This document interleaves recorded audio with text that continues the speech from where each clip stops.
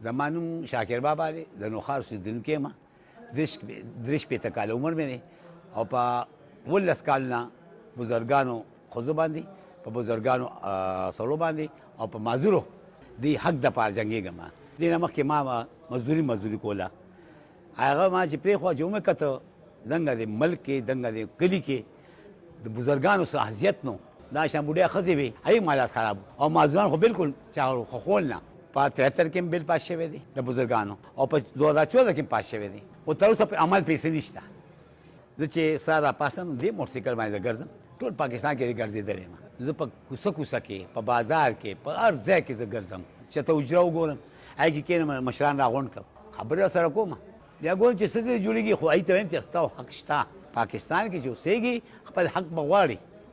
یو کال وشو، دې شپې د لاسه زه معذوره یم، خو بیا هم هغه جذبه ده د خدمت د بزرګو.